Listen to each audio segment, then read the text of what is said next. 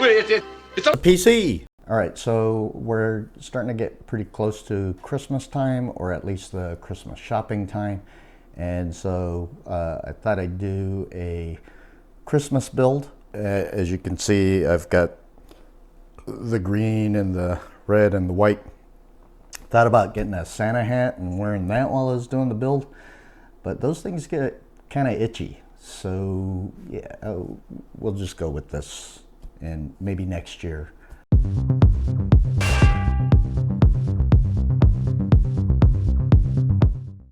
So some of the stuff that we're going to be building with today, I haven't used before. They're almost all brand new parts. Okay, the only exception is the CPU and mechanical hard drive. As well, the GPU that I'm going with is one of those 3060 Ti Founders editions that I bought for $175. So that'll also help keep the cost down a little bit. And it's in brand new condition, never been used. I used it once to bench test it to make sure it was working well, and it was. And so we're gonna go with that. And because it's gonna be for a Christmas build, we're gonna go with the white build. Right, so the motherboard that we're gonna go with, the ASRock B760M Pro with Wi-Fi. It was a pretty cost-effective board. It's got pretty much everything. It's got PCIe Gen 5 on it.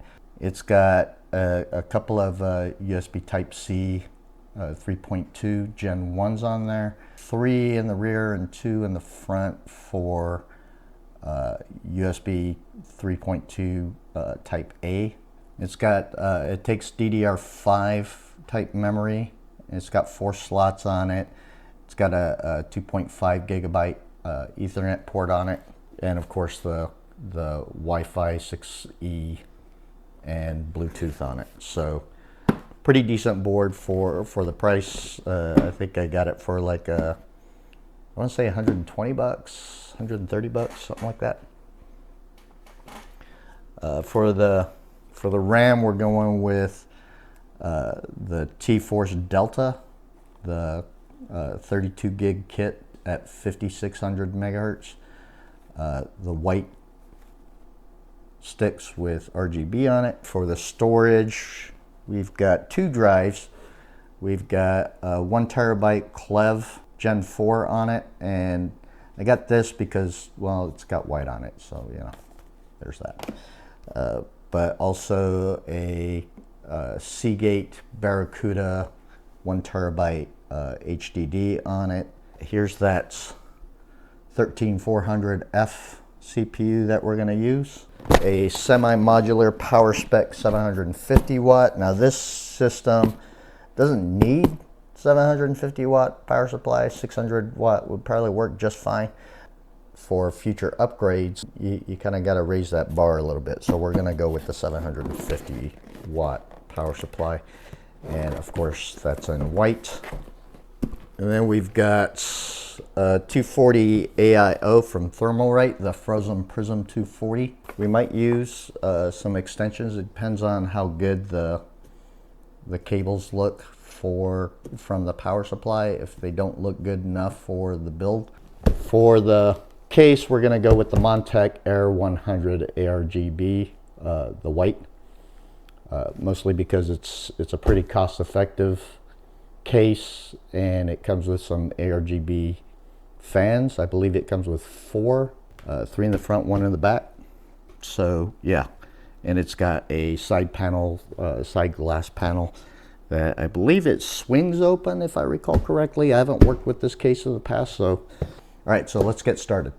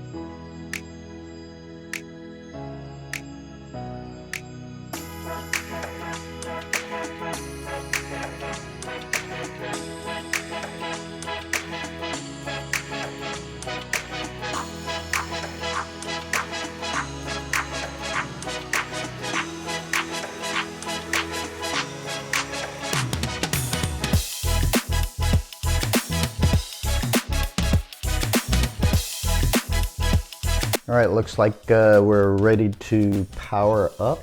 I did change up the case, and I'll talk about that here in a little bit. First, we're gonna power it on and make sure everything's working, run some tests, and then we'll talk a little bit about the stuff that I used, the components that I used for this build.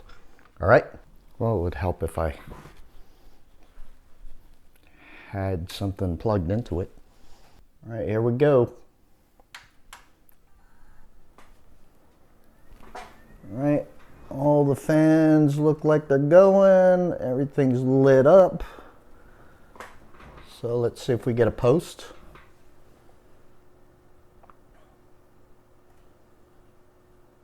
And there we go, we're in. That was pretty fast, didn't take long at all. Everything's on high, and I think it's native 1080p. Yeah, we're not doing any scaling or DLSS.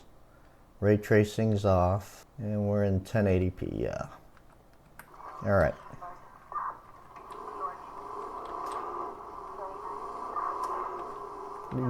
Pretty good at high settings, well into the 80 FPS.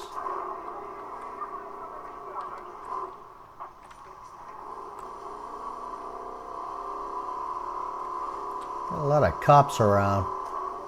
I don't see no gangs. Oh, I think I saw somebody.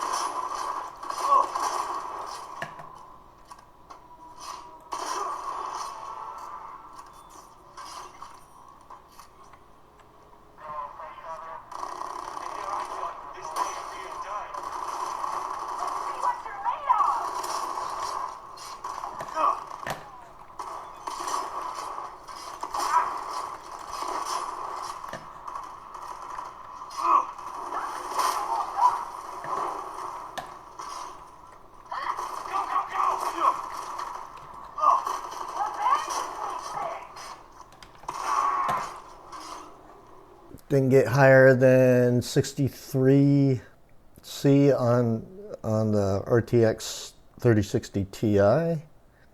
Hotspot was at 75.6. Let's try Starfield.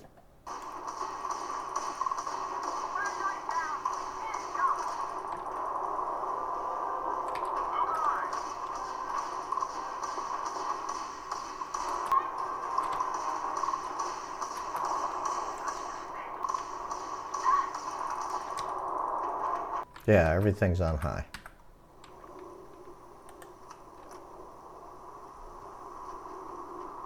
Pretty good FPS, especially with Starfield. Starfield's known for it being kind of CPU and GPU intensive. That frame graph is all over the fucking place.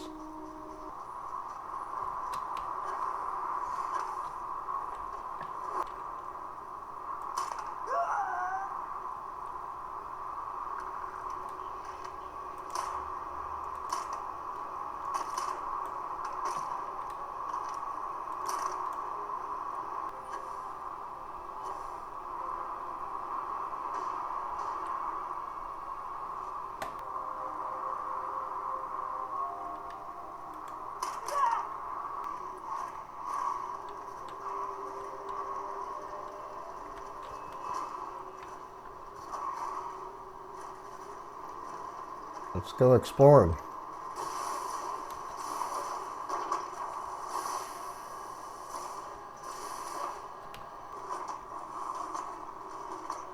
It's not overly exciting.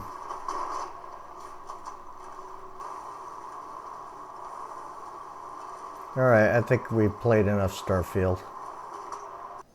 Alright, so let's run a benchmark. Let's go 8K optimized. Let's see what happens here.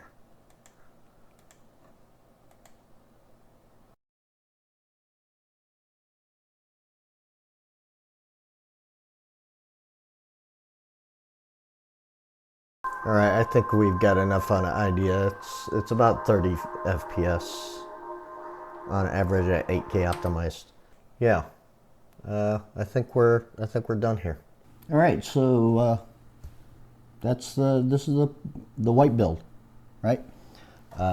So a couple things you might notice is one, I went with a ATX case instead of the Montech Air 100, and I'll get to that here in a little bit. And instead of using the 240 AIO that I had thought about using, I went with an air cooler instead. All right, so as for the main reason why I did not end up using the Montech Air 100, it's because of a few things. One, it had black front panel cables, which is fine, but I wanted to go for more as much of a white aesthetic as I could without it impacting the cost a lot. And so that was one of the issues. The other issue was, you know, I need to pay attention to the details, because when I bought it, I hadn't noticed that it doesn't have a USB Type-C front panel port, right? And so that's kind of a standard nowadays on a lot of cases, and a lot of people like having that USB Type-C on the front panel. And so I was a little disappointed in that, and I was a little bit disappointed in myself for not having caught that. So, you know, sometimes I get a little overexcited when I see a good deal, and I just jump right on it without looking too much more into it than I should. All right. And the third reason why is because that Montech Air 100 was, you know, I mean, it was an MATX case, but it was only a slightly smaller than this case. I think it was about like sitting about right here, and the depth of it was maybe about like right here. So it wasn't a huge difference in the case size, and considering the pluses on this case versus the other one. So the other case, I think it cost me like $67, and this case cost me 80 bucks, right? And so for about 13 more bucks, I got a USB Type-C up here, and I got the white front panel cables, so everything matches better, and, you know, a little more room to work with, because as you know or may know from previous videos, I have a preference towards working in a mid-tower case, because there's just more room for things like cable management and moving things around and getting them to look the way you want them. The case I went with is a Phanteks XT Pro Ultra. It used to be called Phanteks XT Pro. They inserted the Ultra at some point in time, I'm not sure. But I've worked with this case before, and as a matter of fact, I did a build video with that case, which I'll link right up there. And that was a different kind of budget build, right? And it was a black case, and I kind of enjoyed working in that case. It was a good case to work with, and, you know, at 80 bucks comes with 4 140 millimeter RGB fans. I mean, that's a tough deal to beat. So I went with the white version, which actually cost the same as the black one when I bought it. So yeah, a couple of the things I had a hard time with was, like, for instance, the adapter cable being black. And I'm going to get to why I kept it that way, because I did order a white adapter cable for this 3060 Ti, but I chose to keep the black one in place. There was also a black right angle SATA cable, but I did change that out to a white one. I also kind of screwed up a little bit. I got a little bit excited about getting the extensions in, and so I put the extensions in and cable managed everything before remembering I had to put the cable combs on there. And so I spent a little more time than I'd like to by having all the cables in place already and putting the combs on. And believe me, You don't want to do that. That is one big pain in the ass. So yeah, which brings me back to a couple of other things. I had also gotten a white power cable for this, and white antennas for the Wi-Fi, and like I said, the white power adapter for the GPU. But then I started looking at a couple of things, like for instance, some of the side of the GPU, the top of the GPU. If you look at the bottom of the GPU, those are all black. The DIMM slots are black. You know, and there's some other black accents throughout the motherboard and everything.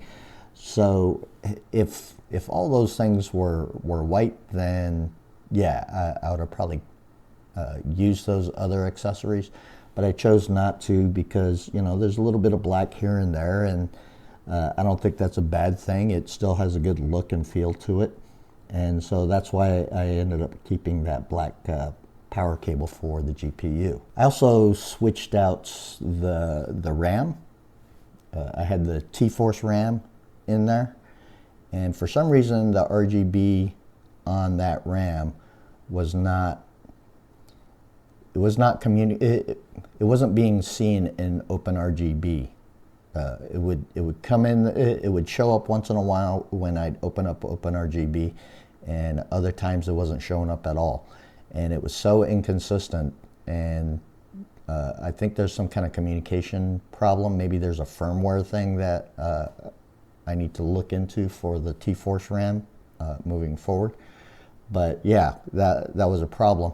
So instead I chose to upgrade that RAM, which I believe was 32 gigs of DDR5 at, maybe it was 5200 megahertz, but what I ended up putting in there was the Corsair Vengeance white RGB DDR5, and that's 6000 megahertz. So, you know, a little bit of upgrade there.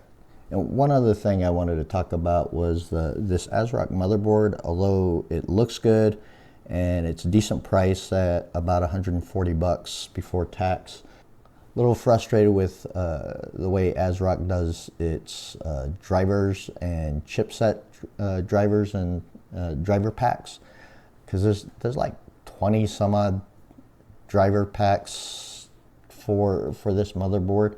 Whenever I do like a Gigabyte or MSI, there seems to be maybe 2, 3, maybe 4 driver packs that I would have to deal with, including the chipset and all that stuff. But this one had, like, really, seriously, literally like 15, 20, maybe more, right? So yeah, that was a little bit frustrating to have to go through that process. And overall, I was pretty happy with the benchmarks. You know, as you saw, I used Cyberpunk 2077, I used Starfield, and I used Unigen's superposition, right? And you know, I thought about doing Fortnite and things like that, but I figure this way: if my benchmarks do well on single player AAA games, where that's more FPS intensive for the GPU and the CPU, then it will do well in things like Fortnite or Apex Legends or COD or anything like that. So if moving forward you guys would like to see me play some of those games as part of benchmarks, I'm perfectly fine with that. But my preference is, when I play games, is single player AAA games, especially story driven ones. And so, you know, you're probably going to see those as the normal course of benchmarks that I'm using. But I'm, you know, if the majority of you guys want to see me do it on Fortnite and things like that, I can certainly explore those things. I didn't use ultra settings on those games, mostly because when you go into ultra settings, whether you're at 1080p, 1440p, or 4K, a lot of the time you're gonna, regardless of the system that you've got, a lot of the times you're gonna end up using DLSS or FSR, or frame generation, things like that. I don't necessarily think that it's as pertinent as if I put everything on high settings and do the native frame generation that's being created by the system itself, rather than using DLSS, FSR, and things like that. And so, you know, if you guys want to see what those benchmarks look like on with DLSS turned on and FSR and even RT and things like that, let me know down in the comments, and I'll explore possibly doing that kind of thing in future build videos. So yeah, and as a matter of fact, while we're on the subject, the 3060 Ti, for those of you unaware, performs a little bit better than the RTX 4060, right? And it costs about like $100 less, maybe a little bit more. I mean, this one I bought for $175. I think the RTX 4060 average price right now on the market as of filming is about like $310, $320. So yeah, at least $100 less, right? And so with that being the case, you know, if it performs a little bit better than the 4060, then your cost of performance is pretty good for a 3060 Ti versus an RTX 4060. And overall, I spent a little over 800, I think it like 807 before tax. I think it came out to be like 874, something like that, after tax, for everything that you see here. And with that performance, that's a pretty good price. That's it for this video. Hope you like this build, and let me know down in the comments what you think about this this overall look and feel, and maybe we can talk about that down in the comment section. And also let me know if you want to see more builds at this kind of level, at this kind of price point, or do you prefer budget build levels, or do you prefer high-end build levels? Anyways, thanks for joining me, and thanks for sticking with me through the video. I'll see you next time. Oh, and depending on when this video comes out, Merry Christmas.